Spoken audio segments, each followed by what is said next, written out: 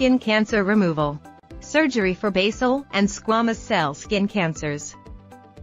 Surgery is a common treatment for basal cell and squamous cell skin cancers. Different surgical techniques can be used.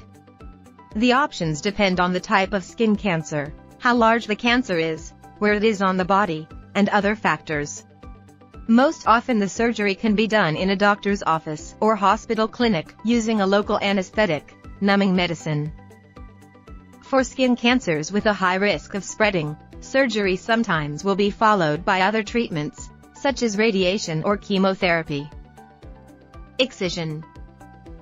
This is similar to an excisional biopsy. See tests for basal and squamous cell skin cancer, but in this case the diagnosis is already known.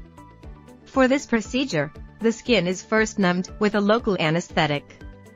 The tumor is then cut out with a surgical knife, along with some surrounding normal skin.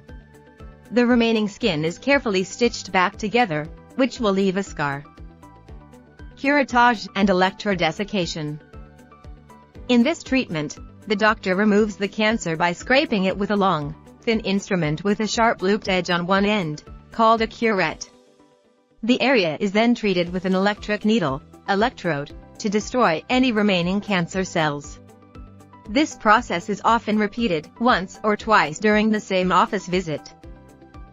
Curettage and electrodesiccation is a good treatment for superficial, confined to the top layer of skin, basal cell and squamous cell cancers. It will leave a scar.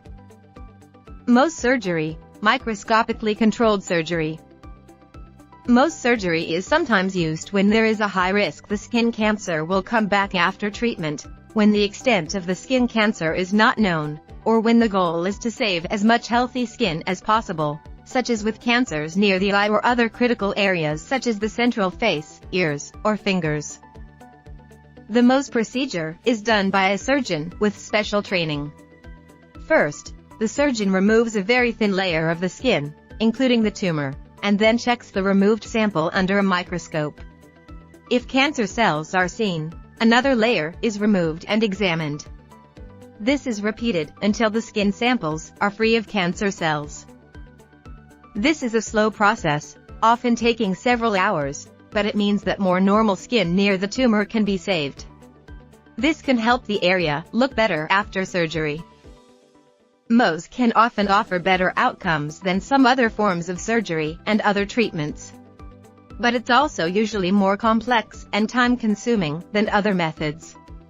In recent years, skin cancer experts have developed guidelines for when it's best to use this technique based on the type and size of skin cancer, where it is on the body, and other important features. Lymph node surgery.